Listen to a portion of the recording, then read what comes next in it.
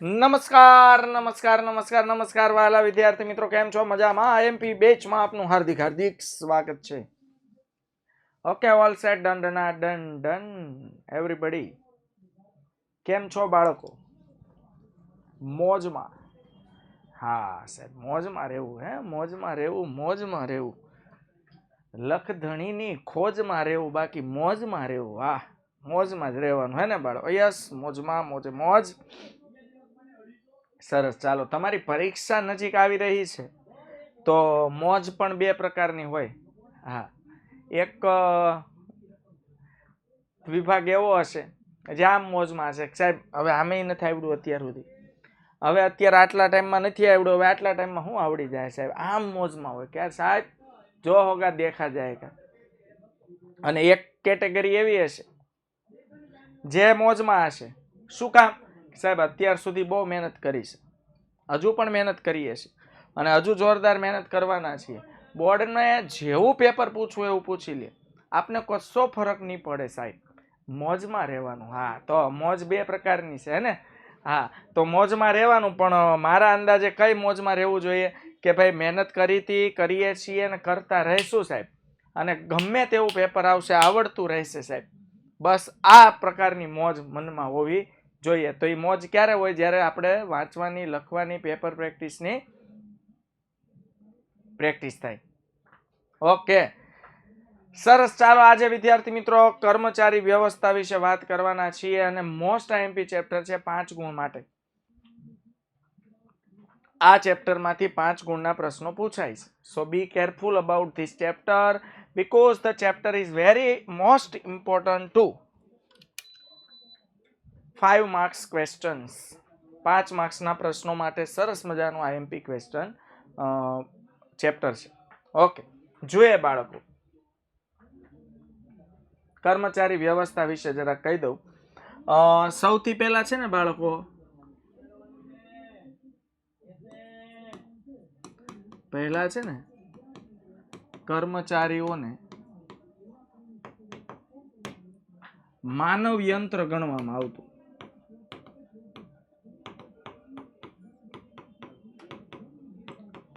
જીવતું જાગતું machine. ધંધાકીય એકમનો માલિક કર્મચારીઓને શું ગણતો? માનવ યંત્ર, એટલે જીવતું જાગતું મશીન. બટ પરંતુ કિંતુ લેકિન ત્યારબાદ ધંધાકીય એકમને સમજ આવ્યું કે ભાઈ કર્મચારીઓ એ ધંધાકીય એકમની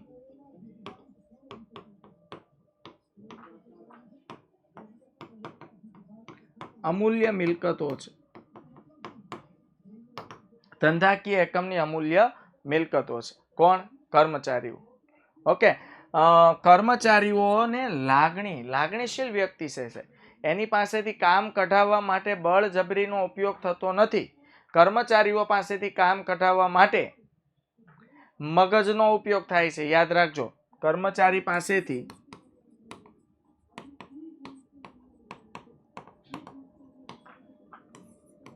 કામ કરાવવા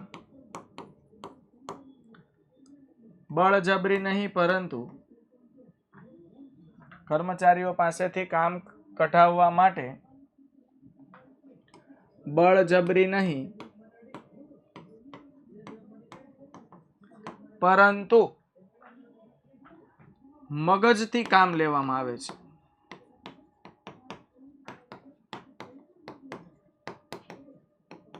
અને આ કામ કોણ કરે છે? ધંધાકીય એકમના સંચાલકો.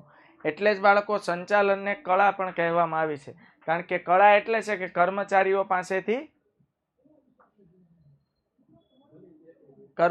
પાસેથી કામ મેળવવાનું છે. ભાઈ પ્રથમ શું નામ છે? હા બેટા, આઈએમપી બેચ છે, એટલે આપણો ટોપર બેચમાં કદાચ તું નહીં હોય એટલે તને આઈડિયા ન હોય. હા, ટોપર બેચમાં આખા ચેપ્ટર બહુ ડિટેલમાં સમજાવ્યા છે, ઘણી મગજમાં ઉતાર્યા છે. એટલે હવે જે થઈ રહ્યું છે ને એ one kind of most IMP પ્રશ્નોનું રિવિઝન થઈ રહ્યું છે. એવા ટોપિક કે જે પરીક્ષામાં વારંવાર પૂછાઈ રહ્યા છે અને પૂછાશે.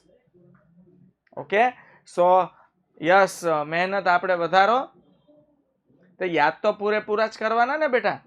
હા, પરીક્ષા માટે તો બધું જ કરવાનું. આ જે છે એને પહેલી પ્રાયોરિટી આપવાની, ત્યાર પછી જે વધે એને સેકન્ડ પ્રાયોરિટી આપવાની, એમ કરીને તૈયારી બધી જ કરવાની છે.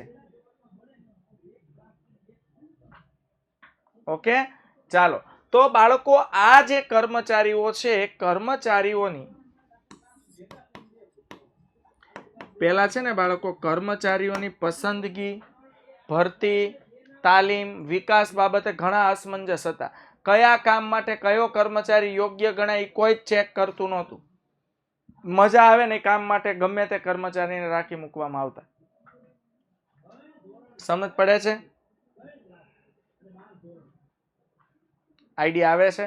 હે, કઈ પોસ્ટ માટે કર્મચારીનું નોલેજ શેમાં છે, કર્મચારીને કયું કામ ગમે છે, કર્મચારીની કયું કામ કરવામાં આવડત વધારે સારી છે, કયા કામમાં કર્મચારી નિપુણ છે, કયું કામ કર્મચારી પૂરેપૂરી કાર્યક્ષમતાથી કરી શકે તેમ છે. આવી કોઈ પણ બાબતોને બાળકો ચેક કરવામાં આવતી હતી નહીં. અને આવી કોઈ પણ બાબતો ચેક કર્યા વિના કર્મચારીને કામે રાખી લેવામાં આવતો હતો. કર્મચારીની રુચિ, અભિરુચિ, કામ અંગેની એની સમજ, ઓકે, આ કોઈ પણ જાણ્યા વિના કર્મચારીને કોઈ પણ પ્રકારનું કામ સોંપી દેવામાં આવતું હતું. યાદ રાખજો બાળકો, સિમ્પલ રૂલ્સ છે. હાથીને તમે ઝાડ ઉપર ચડવાનું કયો, ઓકે, એના જેવું કામ હતું કર્મચારીઓ સાથે. તમે વાંદરાને એમ કહો કે ભાઈ ઝાડ ઉપર ચડી જાય, દે ધનાધન ટપાટપ ચડી જાય, પણ તમે હાથીને એમ કહો કે ભાઈ ઝાડ ઉપર ચડી જાય તો પોસિબલ નથી. બસ પેલા એવું જ થતું, કર્મચારીઓને હાયર કર્યો કયા કામ માટે ને કામ કરે કયું. આઈડિયા આવે છે? તો આવી રીતે તમે જે કામ માટે કર્મચારીને હાયર કર્યો છે એ જ કામ કર્મચારીઓને સોંપવું જોઈએ.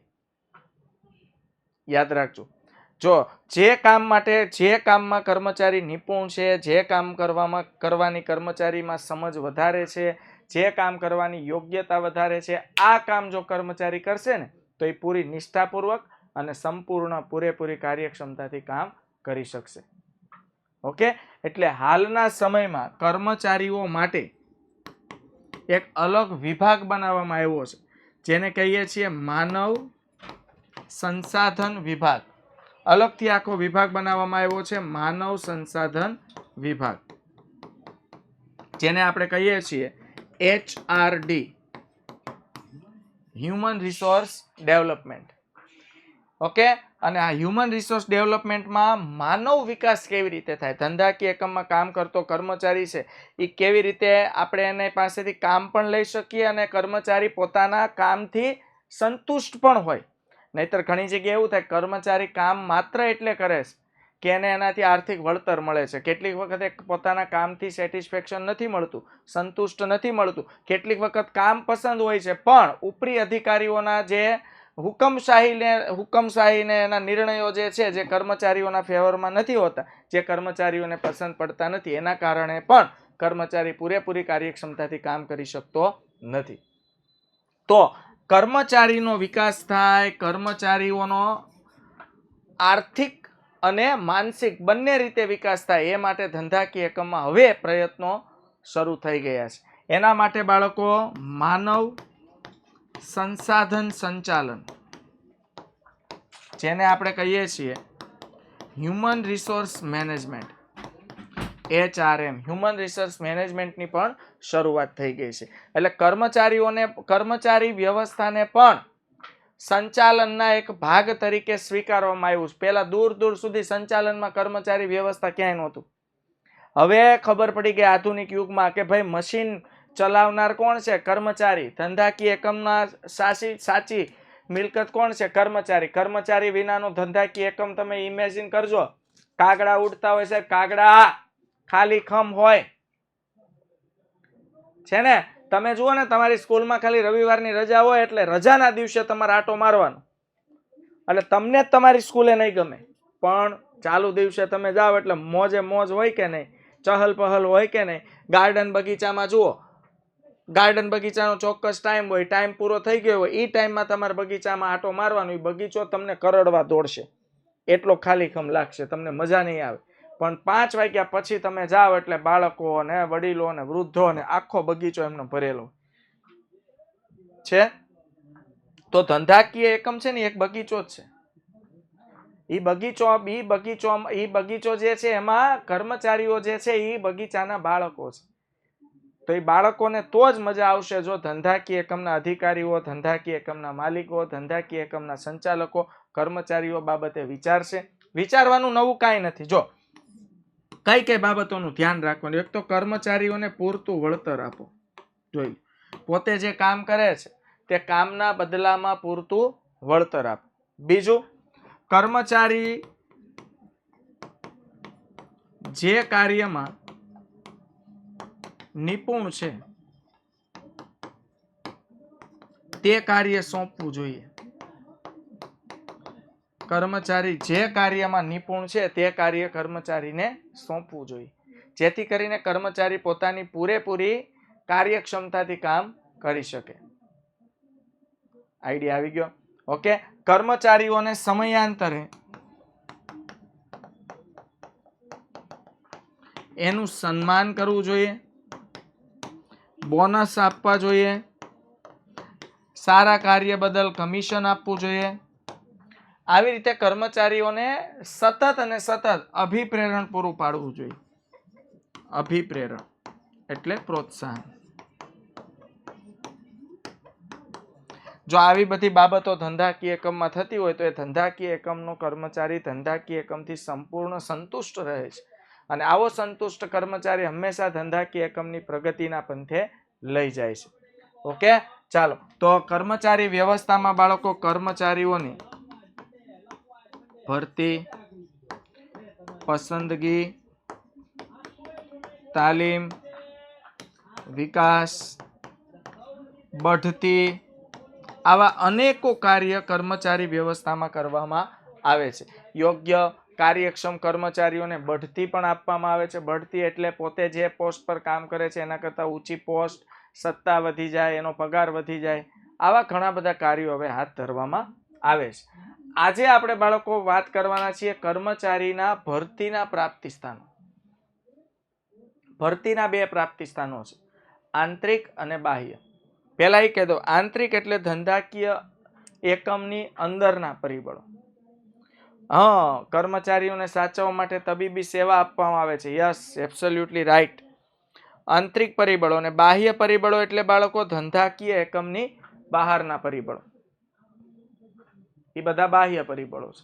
તો આંતરિક પરિબળો એવા પરિબળો છે જેના પર ધંધાકીય એકમનું નિયંત્રણ છે અને ધંધામાં જ કામ કરતા આંતરિક પરિબળો પાસેથી કર્મચારી મેળવવા. પહેલા તો હું તમને પ્રાપ્તિ સ્થાન વિશે ટૂંકમાં ફટાફટ સમજાવી દઉં.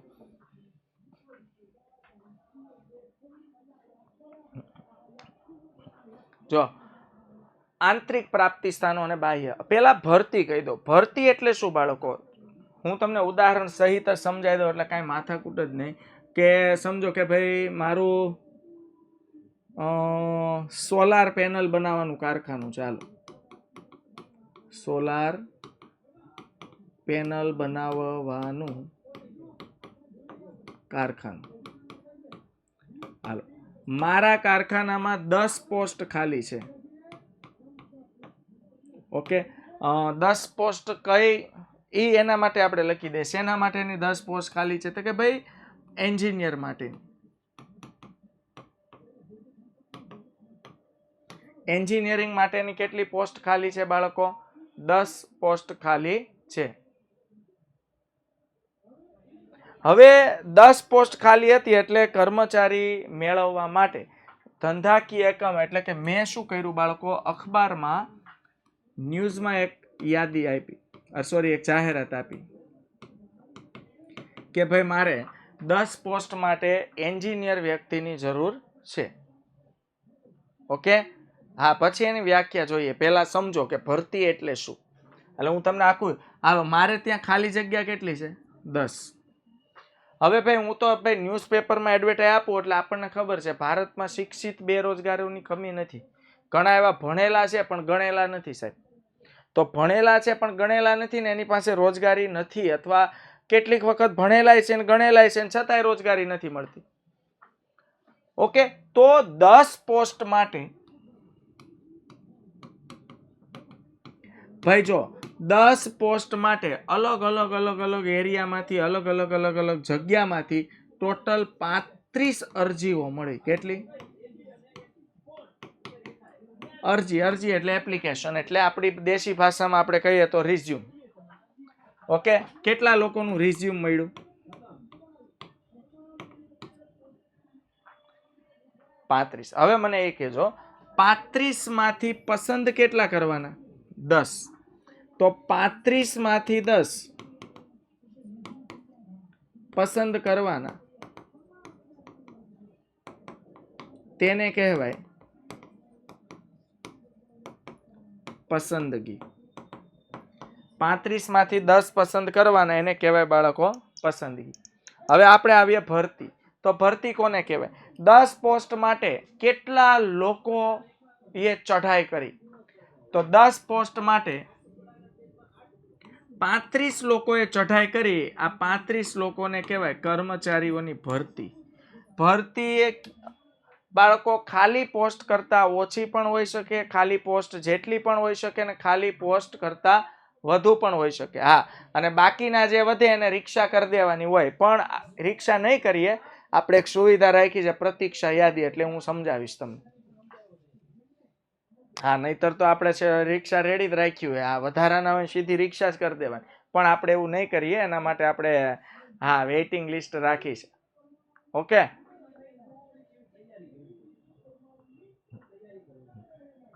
આઈડિયા આવે છે? તો સોલાર પેનલ બનાવવાનું કારખાનું છે, 10 પોસ્ટ છે એન્જિનિયરિંગની, જાહેરાત આપી છે, 35 અરજીઓ મળી. તો જેટલી અરજી મળે ને એને કહેવાય ભરતી. 35 લોકોની ભરતી થઈ. ઓકે, હવે ભરતીમાંથી આપણે 10 લોકોને પસંદ કરશું. હા, બાયોડેટા 35 નો ચેક કરશું. એમાંથી યોગ્ય લાયકાત વાળા, યોગ્ય અનુભવ વાળા વ્યક્તિ હશે એને અલગ તારવીને એને લાઈવ ઇન્ટરવ્યુ માટે બોલાવશું. અને એ ઇન્ટરવ્યુમાં સમજો 35 માંથી 15 જણાને બોલાવ્યા, અને એ 15 માંથી સિલેક્ટ કેટલા કરવાના? 10. આને કહેવાય બાળકો ભરતી. મેં તમને 2 શબ્દો સમજાવી દીધા, ભરતી અને પસંદગી. આઈડિયા આવી ગયો?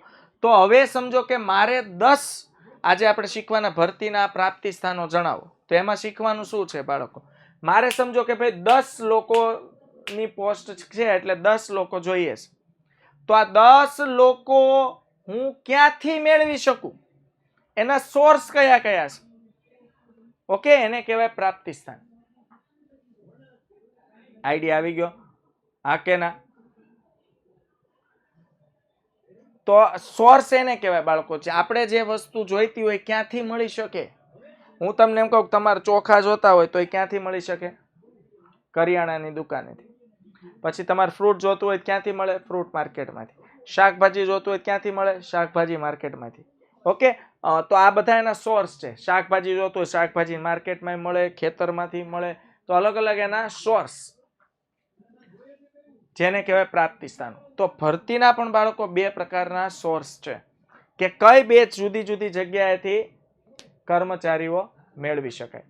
તો ભરતીના 2 પ્રાપ્તિ સ્થાનો છે, આંતરિક પ્રાપ્તિ સ્થાનો અને બાહ્ય પ્રાપ્તિ સ્થાનો. બોલો, ભરતીના કેટલા પ્રાપ્તિ સ્થાનો છે? 2. આંતરિક પ્રાપ્તિ સ્થાનો અને બાહ્ય પ્રાપ્તિ સ્થાનો. આંતરિક પ્રાપ્તિ સ્થાનો એની ચાવી આવશે પ્રતીક્ષા અબ કબ બઢતી. આંતરિક પ્રાપ્તિ સ્થાનોનો અર્થ પેલા જોઈ લો. ધંધાકીય એકમમાંથી, એટલે ધંધાકીય એકમની અંદરથી જ, ધંધાકીય એકમની અંદરથી જ, એનો મતલબ ખાસ સમજો બાળકો. ધંધાકીય એકમની અંદરથી જ એટલે ધંધાની બહાર જવાનું નથી. એવું શું કરીએ કે ધંધામાંથી જ આપણને કર્મચારીઓ મળી જાય? ઓકે, તો ધંધાકીય એકમમાંથી જ કર્મચારીઓ, એટલે દરેક પોઈન્ટમાં એ તમે હવે નોટિસ કરજો. આંતરિક પ્રાપ્તિ સ્થાનો એટલે ધંધાની અંદરથી જ કર્મચારીઓ મળી જાય. જો ધંધાકીય એકમની અંદરથી જ બાળકો કર્મચારીઓની ભરતી કરવામાં આવે તો તેને ભરતીના આંતરિક પ્રાપ્તિ સ્થાનો કહે છે. ધંધાકીય એકમની અંદરથી જ કર્મચારીઓની ભરતી કરવામાં આવે તો તેને ભરતીના આંતરિક પ્રાપ્તિ સ્થાનો કહે છે. ત્યારબાદ સૌથી પહેલા આપણે જોઈશું, ચાવી યાદ રહી, પ્રતીક્ષા અબ કબ બઢતી. તો જોઈ લેજો અહીંયા, મેં કીધું એમ 35 માંથી સિલેક્ટ કેટલા કર્યા? 10. તો બાકીના જે 25 જણા છે એનું એક લિસ્ટ બનાવશું અને લિસ્ટને નામ આપી દેશું બાળકો વેઇટિંગ લિસ્ટ. શું નામ આપશું? લિસ્ટને નામ શું આપશું? Waiting list. હવે શું કરશું બાળકો? આ વખતે મારે 10 કર્મચારીની જરૂર હતી એટલે મેં ન્યૂઝપેપરમાં એડ આપી દીધી. તો મને 35 જણાનું રિઝ્યુમ મળ્યું. હવે સમજો દર વખતે ન્યૂઝપેપરમાં એડ આપીએ એટલે દર વખતે ખર્ચો થાય.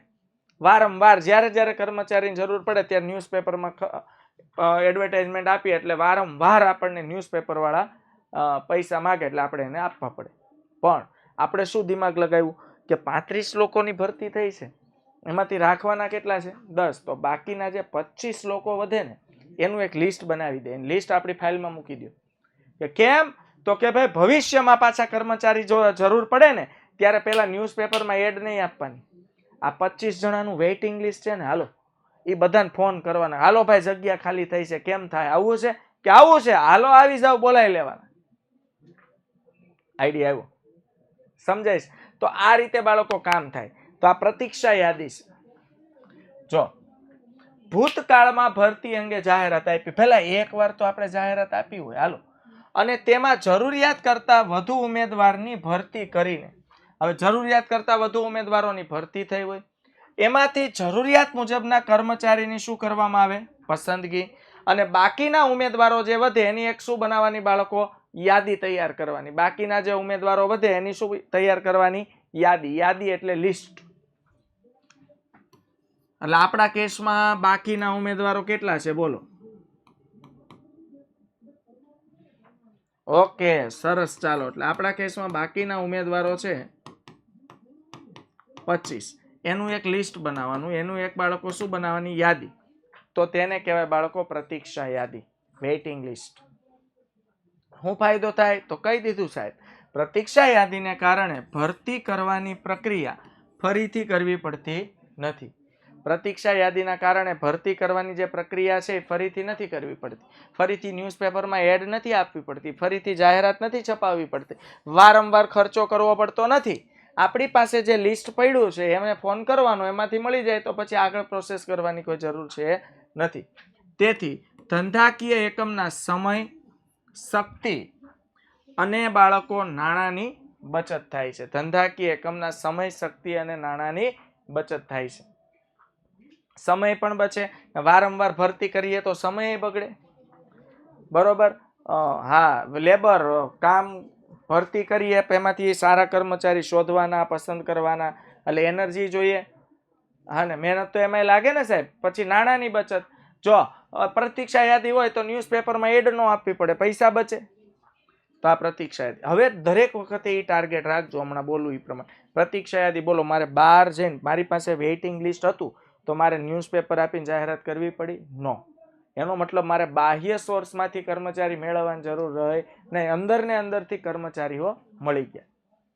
ઉસકે બાદ અગાઉ છૂટા કરેલા કર્મચારીઓને પરત બોલાવીને. એકદમ સિમ્પલ સાહેબ.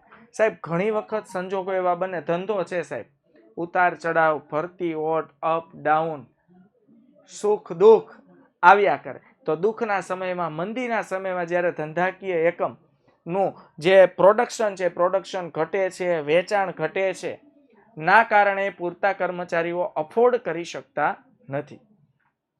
તો આવા સંજોગોમાં ઘણા એવા કુશળ કર્મચારીઓ છે જે આપણા ધંધા માટે હિતાવહ જ હતા, કામ કરતા હતા, પણ આવા કુશળ, કાર્યક્ષમ, અનુભવ, સારી લાયકાત ધરાવતા કર્મચારીઓને પણ ધંધાકીય એકમે સંજોગો વસાત છૂટા કરવા પડ્યા.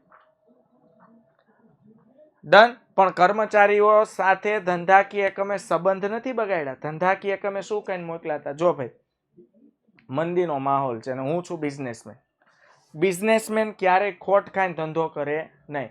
હું તમને પગાર, જો ભાઈ તમને ખબર ન હોય તો આપણે 6 મહિનાથી માલ વેચાતો નથી, છતાં 6 મહિનાથી હું તમને પગાર આપું છું. હું મારા ઘરના નાખતો હતો. મેં ભલે તમને ક્યારે કીધું નથી પણ હું ઘરના નાખતો હતો. પણ હવે મારાથી ભેગું નથી થાય એમ, કારણ કે જો આવું ડીમ માર્કેટ રહેશે તો હું ક્યાં સુધી મારા ઘરના પૈસાથી ધંધો ચલાવીશ? તો આવા સંજોગોમાં હું બધા કર્મચારીઓને અફોર્ડ કરી શકું તેમ નથી. તો તમે પણ સમજી શકો છો, મારી જગ્યાએ જો તમે ધંધો કરતા હો તો તમારે આ જ ડિસિઝન લેવો પડે સાહેબ.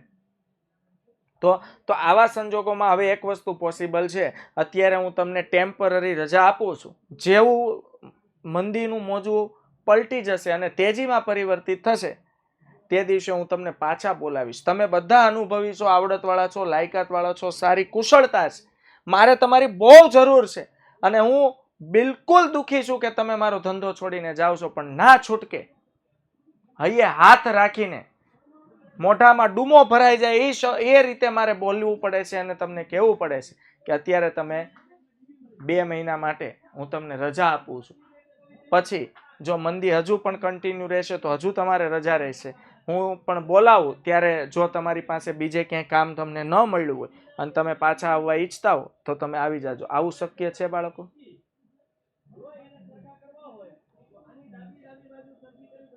બોલો, આવું શક્ય છે? હા, એનો મતલબ અગાઉ છૂટા કરેલા કર્મચારીઓને પાછા બોલાવ. આંતરિક પ્રાપ્તિ સ્થાન છે, જોઈ લો. હવે અગાઉ જે કર્મચારીને છૂટા કર્યા હતા એનું લિસ્ટ આપણી પાસે છે. તો જ્યારે પાછી તેજી આવે ત્યારે અગાઉ છૂટા થયેલા કર્મચારીઓને ફોન કરીશ, હાલો ભાઈ, હાલો તેજી આવી, હાલો હવે તમે જુઓ પગાર તમને ઘટવા દઉં તો કેજો. હા લ્યો, આઈડિયા આવી ગયો? યસ ઓર નો? હા, તો આ રીતે બાળકો કર્મચારીઓને પરત બોલાવવાને આંતરિક પ્રાપ્તિ સ્થાન કહેવાય. પછી બઢતી આપીને, સાહેબ ધંધાકીય એકમનો કોઈ કુશળ કર્મચારી હોય, કાર્યક્ષમ કર્મચારી હોય, સમય કરતા અને પોતાની સાથેના બધા કર્મચારીઓ કરતા બેસ્ટ કાર્ય કરતા હોય, આવા સંજોગોમાં કર્મચારીઓને બઢતીનો ઓપ્શન મળે છે સાહેબ. ઉદાહરણ તરીકે સમજો કે આપણા જ ધંધાકીય એકમમાં કોઈ મેનેજરની પોસ્ટ ખાલી થઈ છે, તો સાહેબ મારે મેનેજર બહારથી શોધવાની જરૂર જ નથી. હું પહેલા મારા કર્મચારીઓના લિસ્ટમાં જ આટો મારીશ અને હું ચેક કરીશ કે આપણો કયો કર્મચારી કુશળ છે, વળી પાછો પ્રામાણિક છે, વળી પાછો કાર્યક્ષમ છે, વળી પાછો અનુભવી છે, વળી પાછું એની પાસે ધંધાકીય નોલેજ સારું છે. તો કે ભાઈ હા, એક કર્મચારી છે, એ કુશળ પણ છે, કાર્યક્ષમ પણ છે, ઈમાનદાર પણ છે અને ધંધાનું નોલેજ પણ સારું છે. તો શેઠે કીધું તો આપણે કામ કરીએ કે 12થી નવા કર્મચારી લાવવા. હાલો, 12થી નવા કર્મચારી લાવવા, ગોતવા. એના કરતા આપણા જ કર્મચારીને મેનેજર બનાવી દઈએ તો અરે સાહેબ, તો સોને પે સુહાગા. આપણે બહારથી ગોતવા જવાની જરૂર જ નથી. આ માણસને આપણે સારી રીતે ઓળખીએ છીએ, આને ક્યારે કોઈનું ખોટું વિચાર્યું નથી. આવો માણસ જો મેનેજર બનશે તો એની નિગરાનીમાં ઘણા બધા લોકો ટ્રેન થશે સાહેબ. હાલો, આઈડિયા આવી ગયો? તો હવે થાય કેવું બાળકો, જો એને કર્મચારીમાંથી મેનેજર બનાવ્યો, હોદ્દો વધી ગયો સાહેબ. અત્યારે ઈ કોકના નીચે કામ કરતો હતો, હવે મેનેજર બની જાય ને એટલે એના નીચે માણસો કામ કરે છે. ફરક પડે, સત્તા મળે, જવાબદારી તો વધશે જ, નો ડાઉટ. પેલા કર્મચારી કે તરીકે કામ કરતા ને કર્મચારીને ખાસ કઈ જવાબદારી ન હોય સાહેબ. સવારે 8 વાગ્યાનો ટાઈમ હોય, 8 થી 8 વાગે આવવાનું, કામ લેવાનું, માંડવાનું, કામ કરવા. સાંજે 8 થાય એટલે હાથ ખખેરીને 8ના ટકોરે વેતું.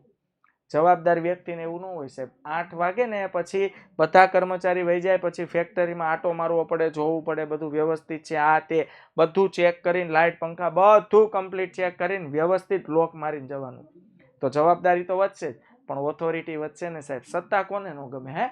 આપણે કોઈ 5 જણાને કામ ચીંધી શકીએ ને આપણું કયું એ કરે, આવું કોણ ન ગમે?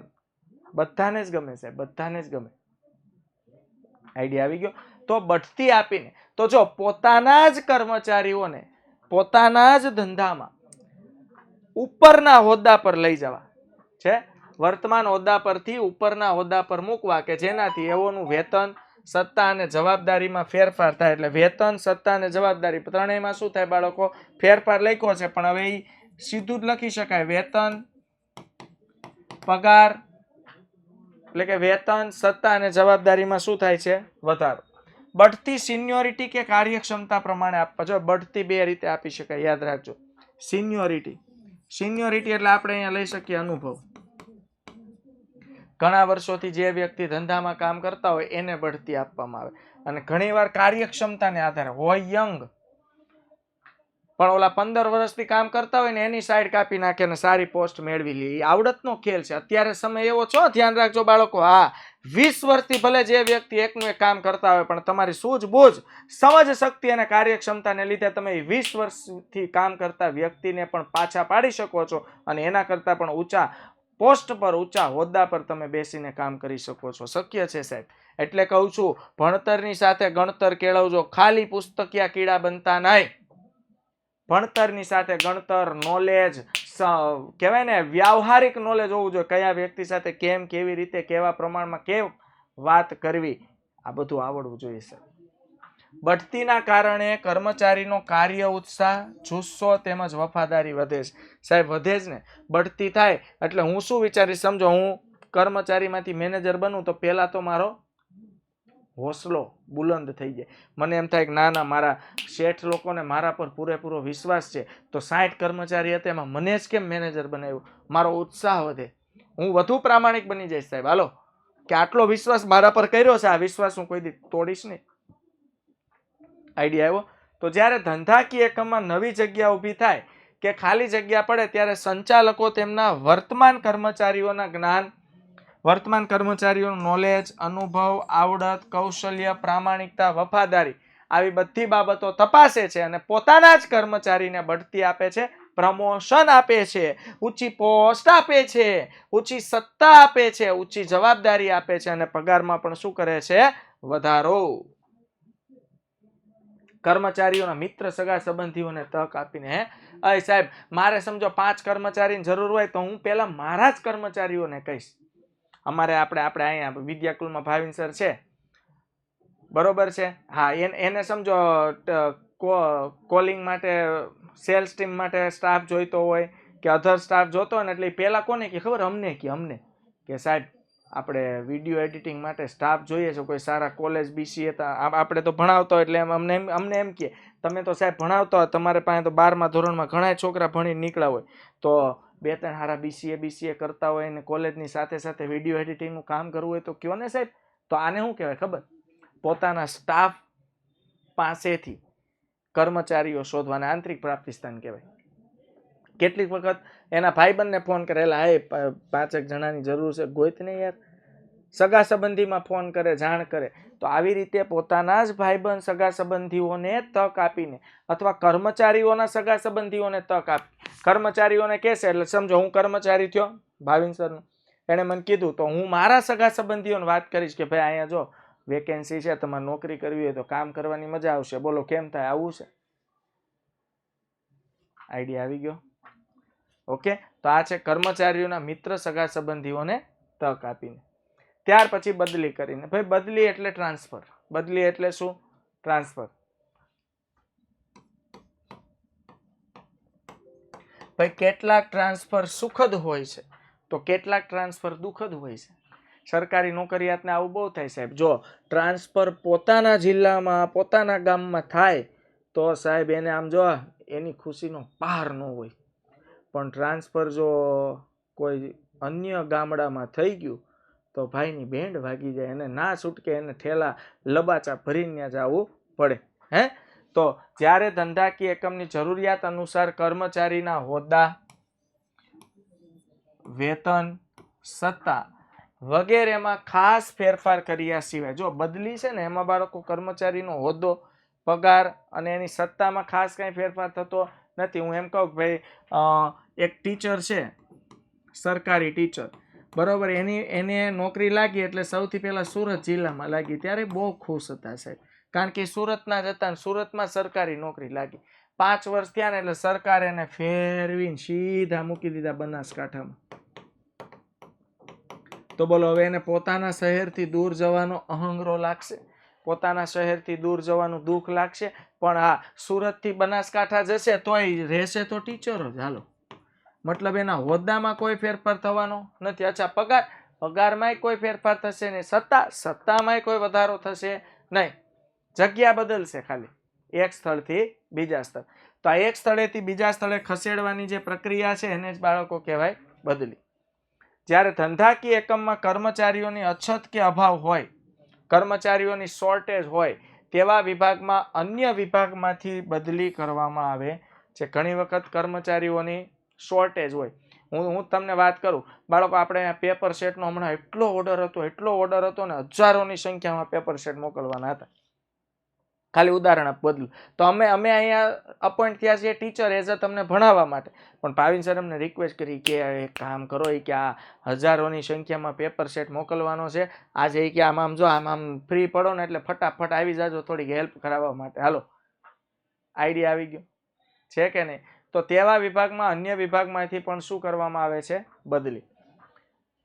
જોકે બદલી એ કર્મચારી અંગેની કામચલાઉ વ્યવસ્થા છે. બદલી એ કામચલાઉ વ્યવસ્થા છે કે જ્યાં કર્મચારીઓનો અભાવ છે, પોતાના જ કોઈ ચોક્કસ વિભાગમાં કે જ્યાં કર્મચારીઓનો અભાવ છે, ત્યાં અન્ય પોતાના જ વિભાગમાંથી કર્મચારીઓ લાવવામાં આવે છે.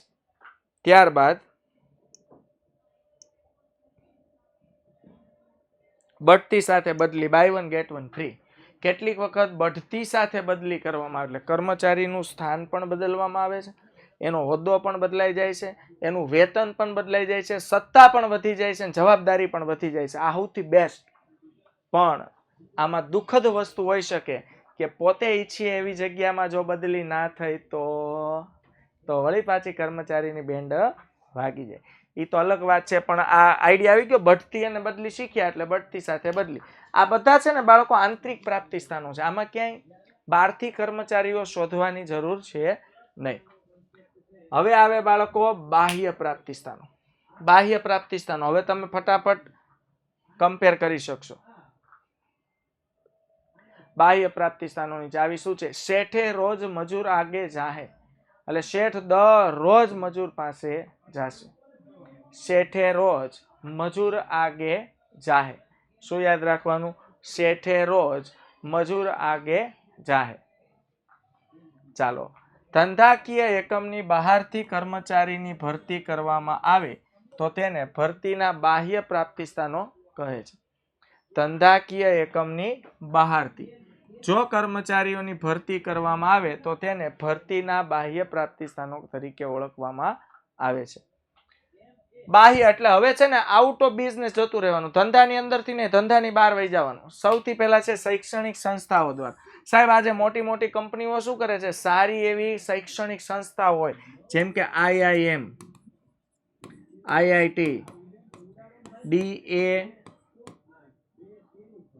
DAICT, ધીરુભાઈ અંબાણી છે ને, પછી SVNIT આપણે સુરતમાં છે.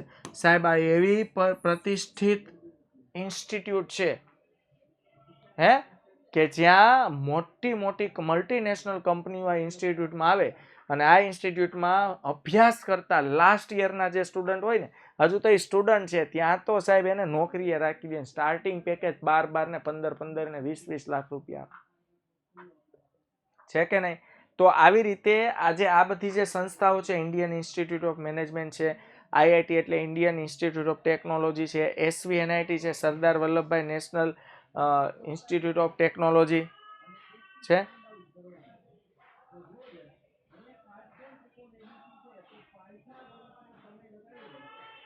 આઈડિયા આવ્યો?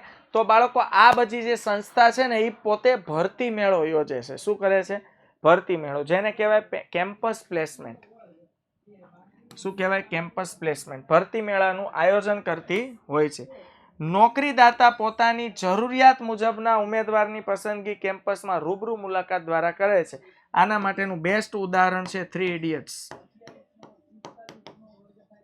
3 ઇડિયટ્સ મૂવી તમે જોઈ લો, જેમાં શરમન જોશી જે છે એ વ્હીલચેર પર ઇન્ટરવ્યુ આપવા માટે જાય છે. તો આ જે કોલેજ છે, એ કોલેજમાં મોટી મોટી કંપનીના જે પ્રતિનિધિઓ છે તે આવ્યા છે કર્મચારીઓ શોધવા માટે છે. પછી આ બધા નામ આપ્યા. Full form Indian institute of management. સાહેબ, મેનેજમેન્ટનું સૌથી મોટું ઇન્સ્ટિટ્યૂટ એટલે IIM અમદાવાદમાં છે. પછી IIT તો ઘણી બધી છે, ઇન્ડિયન ઇન્સ્ટિટ્યૂટ ઓફ ટેકનોલોજી. આવી બધી પ્રતિષ્ઠિત ઇન્સ્ટિટ્યૂટમાં ભરતી મેળા યોજાય છે. બાહ્ય પ્રાપ્તિ, કોન્ટ્રાક્ટરો, ઠેકેદારો દ્વારા. આમાં ફટાફટ ઉદાહરણ આપો એટલે તમને જલ્દી સમજાશે. બાળકો, કોઈ બાંધકામ ક્ષેત્ર સાથે જોડાયેલા હોય, કોઈ ખાણ ઉદ્યોગ સાથે, કોઈ ચાના બગીચાઓ સાથે જોડાયેલા હોય. આપણે ગામડે અત્યારે સૌરાષ્ટ્રમાં જાય ને તો બાળકો કપાસ વીણવા માટે જોડાયેલા હોય. તો આમાં છે ને બાળકો ઠેકેદાર હોય. સમજો હું એક બહુ મોટો ખેડૂત છું, કપાસની સિઝન આવી ગઈ ને કપાસનું વાવેતર જોરદાર થઈ ગયું છે. હવે મારે કપાસ ઉતારવો જ પડે એમ છે, એમાં હાલે એમ જ નથી, પણ મજૂરો મળતા નથી. મને પછી એક ઠેકેદાર મળી ગયું. એ ઠેકેદારનો ધંધો હું ખબર, તમે આજ હું એને એમ કહું ભાઈ કાલ મને મારા ખેતરમાં 50 મજૂર જોઈએ, તો મારે એવું ક્યાંય ગોતવા જવાની જરૂર નથી, કે આવી જાહે. અને બીજે દિવસે સાહેબ 50 મજૂર આવે. એ 50 મજૂરને મારે પગાર તો આપવાનો જ, પણ આ જે વચ્ચે દલાલ હતો, ઠેકેદાર કહેવાય, એને મારે કમિશન આપવાનું. તો આ કહેવાય ભરતીનું બાહ્ય પ્રાપ્તિ સ્થાન. ખાસ કરીને બાંધકામ ઉદ્યોગ, કન્સ્ટ્રક્શનમાં તમે જુઓ. હવે આપણે કન્સ્ટ્રક્શન કોને કોને આવડતું આપણને થોડી ખબર હોય, તો આપણે એ કામ કોને આપીએ છીએ? કોન્ટ્રાક્ટરને. અરે સામાન્ય આપણું પોતાનું મકાન બનાવવું હોય ને તો આપણે કોન્ટ્રાક્ટરને આપીએ છીએ, જાતે નથી કરાવતા, કારણ કે આપણને ખબર નથી હોતી. પણ કોન્ટ્રાક્ટર હોય ને બધી ખબર હોય, મજૂર ક્યાંથી મળે, સામાન ક્યાંથી મળે, કઈ વસ્તુ ક્યાંથી મળે. આઈડિયા આવી ગયો? તો આને કહેવાય ઠેકેદાર દ્વારા ભરતી. પછી રોજગાર વિનિમય કચેરીઓ. જો આ ખાસ કહી દઉં બાળકો, દરેક જિલ્લામાં એક રોજગાર વિનિમય કચેરીઓ. અમારા સુરતમાં છે ને બહુમાળી કોમ્પ્લેક્સમાં છે રોજગાર વિનિમય કચેરીઓ. આ રોજગાર વિનિમય કચેરીઓનું કામ શું? અમે જ્યારે કોલેજમાં ભણતા ને ત્યારે અમારી નોંધણી કરી લીધી. એ જે રોજગાર ઈચ્છતા લોકો હોય એની ત્યાં નોંધણી કરે. નોંધણીમાં એનું નામ, એનું ઠેકાણું, શૈક્ષણિક લાયકાત, એનો અનુભવ કેટલો છે, આ બધું એમાં લખાવે. હવે આ લોકો પાસે એક આખો ડેટા હોય. જ્યારે કોઈ પણ બિઝનેસને, કોઈ પણ ધંધાને સારા કર્મચારીની જરૂર હોય ને ત્યારે એ સીધી આ રોજગાર વિનિમય કચેરીનો સંપર્ક કરે. એટલે રોજગાર વિનિમય કચેરી એને ડેટા આપે. જો ભાઈ મારે એન્જિનિયરની જરૂર હોય તો એ મને જેટલા એન્જિનિયર ભણેલા વ્યક્તિ હશે, બરોબર, મારે જેવા જોઈએ છે એવા વ્યક્તિ મને પ્રોવાઈડ કરશે, એનું લિસ્ટ મને પ્રોવાઈડ કરશે. તો આ રોજગાર વિનિમય કચેરીઓ જે સરકાર હસ્તક હોય છે, યાદ રાખજો.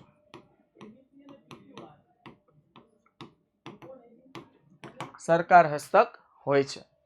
ત્યારબાદ મજૂર સંઘો દ્વારા. કેટલીક વાર કેટલાક મજૂર સંઘો ધંધાકીય એકમના કામદારોની સભ્ય તરીકે નોંધણી કરતા હોય છે. મજૂર સંઘો એટલે એક પ્રકારનું એસોસિએશન છે. એ કામદારોની સભ્ય તરીકે નોંધણી કરે.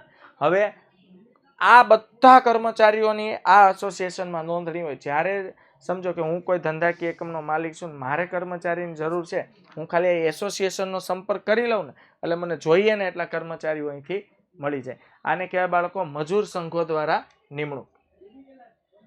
આધુનિક પદ્ધતિ. ભાઈ આ આધુનિક છે, ભણેલા ગણેલા વર્ગ માટે છે. હા, ખાસ યાદ રાખજો. એ લિંક્ડઇન જો અહીંયા લખ્યું છે, આમાં બાળકો જો ઓનલાઈન ઇન્ટરવ્યુ થાય, ઓફર લેટર એ ઓનલાઈન આવે, હાલો પગારે ઓનલાઈન નક્કી થાય, બધું ઓનલાઈન હોય સાહેબ, ફેસ ટુ ફેસ મળવાનું જ નહીં. અને ધંધો કરવા તમે જ્યારે કામે વયા જાવ નોકરીએ, ત્યારે તમને આ વ્યક્તિ પાછો જોવાય ન મળે. ઇન્ટરવ્યુ કોને લીધું તો હું કાંઈ નહીં. તમને વિદેશોમાં આવવું જોઈએ બાળકો. વિદેશમાં મારે જો નોકરી કરવા જવું હોય તો આમાં કોઈ પણ કંપનીમાં હું અપ્લાય કરું, એ કંપનીને મારો રિઝ્યુમ પસંદ આવે, મારો ક્વોલિફિકેશન પસંદ આવે તો એ મારો કોન્ટેક્ટ કરશે. પછી એક લાઈવ ઇન્ટરવ્યુ લેશે, ફેસ ટુ ફેસ વિડીયો કોલથી. ઓકે, એમાં મારું નોલેજ માપશે, મારો અનુભવ પૂછશે, અને પછી મને કે હાલો ભાઈ કેટલી સેલેરી, તો હું એમ કહું કે હાલો ભાઈ મહિને 20 લાખ રૂપિયા, મહિને રાખો ને, હાલો બોલાઈ ગયું પાછું ન લેવો ભાઈ, હાલો. હા, મેં કીધું મહિને 20 લાખ રૂપિયા. એ કે એટલું બધું તમે કામ, અરે તમે એ કે ઉપાધિ કરોમાં, તમારી કંપની આજે આ એક છે ને એવી અનેક ગણી થઈ જાય એટલી પ્રગતિ. કે કાંઈ વાંધો નહીં, સારું. કે ક્યાં આવવાનું? કે મેં કીધું, એણે એમ કીધું કે અમેરિકન. કાંઈ વાંધો નહીં, અમેરિકા હાલો, અને ફ્લાઇટ ના કે બધું અમે આપશું ઉપાધિ કરતા, ને બધું ઓનલાઈન નક્કી થાય છે. વર્તમાન યુગમાં આવું ચાલે છે. વર્તમાન યુગમાં એજન્સીઓ દ્વારા પોતાની વેબસાઇટ પર સંભવિત ઉમેદવારોની વિગતો નોંધવામાં આવે છે. હવે તો અરજી જ નહીં પરંતુ પરીક્ષા, તેનું પરિણામ અને નિમણૂક. મેં કીધું એમ ઓનલાઈન ઇન્ટરવ્યુમાં પાસ થયા કે નહીં, તમે પસંદ થયા કે નહીં, આ બધું ઓનલાઈન મૂકવામાં આવે છે કે નહીં? જો ને આ જે ને ઓજસ નામનું એપ્લિકેશન, સરકારી ભરતીનો બધો ડેટા આમાં જ હોય. કોની પસંદગી થઈ ન થઈ બધું આમાં જ હોય સાહેબ. ત્યારબાદ ગેટ પર ભરતી એટલે કાંઈ ન હોય. શટર ઉપર જો આમાં બેનર નાખી દીધું હોય, કર્મચારીઓની જરૂર છે, કોન્ટેક્ટ, ફોન કરો 9924444540. લ્યો, યોગ્ય વેતન આપવામાં આવશે. આને કહેવાય ગેટ પર ભરતી. બોર્ડ મારી દીધું હોય દરવાજા ઉપર. આઈડિયા આવે છે? પછી જાહેરાત દ્વારા. જાહેરાતમાં ખબર છે સાહેબ, ન્યૂઝપેપરમાં એક આખું આવું પેજ હોય, ન્યૂઝપેપરમાં જાહેરાત આપો, મેગેઝિનમાં આપો, ટીવીમાં આપો, ઇન્ટરનેટના માધ્યમથી આપો, રેડિયોમાં આપો, આ બધી જાહેરાત બાહ્ય પ્રાપ્તિ સ્થાનો. જો આવી રીતે જાહેરાત આપીને પણ કર્મચારીઓ મેળવી શકાય. લે વાહ, જોત જોતામાં સાહેબ પૂરું પણ થઈ ગયું. તો આજના 2 ટોપિક હતા ભરતીના. ભયા જાતા ને જે આપડા ઓલો પોલ બાકી છે, હેવી પોલ, બિગ પોલ, ભરતીના આંતરિક તથા બાહ્ય પ્રાપ્તિ સ્થાનો સમજાવ. Okay, yes. कहाँ गया वो पोल मेरा आ गया. चलो, દે ધના ધન દે ધના. માનવ સંસાધન સંચાલનનું મુખ્ય કાર્ય કયું છે? વેચાણ વૃદ્ધિ, નો, નેવર. ગુણવત્તા અંકુશ, નેવર. કર્મચારી આયોજન, ઉત્પાદન, નેવર. બોલો, પોલ નહીં આવતો, વાય?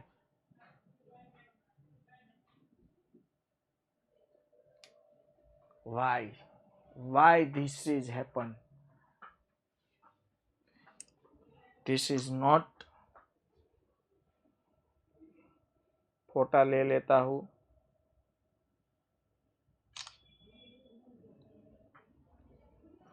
we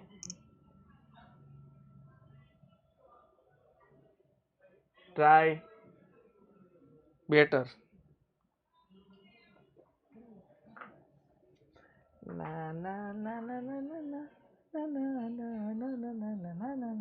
ઉભા રહેજો, ઉભા રહેજો, વહી જાતા નહીં. क्या हुआ स्टार्ट पोल हो रहा है, ये क्यों होगा स्टार्ट पोल? देखो,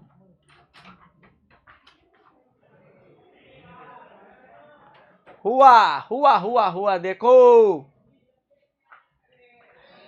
बोलो अब देखो, आंसर देके बताओ कौन सा जवाब आएगा. सी. फिर भी किसी ने फाका फौजदारी किया होगा. देखो आप, देखो.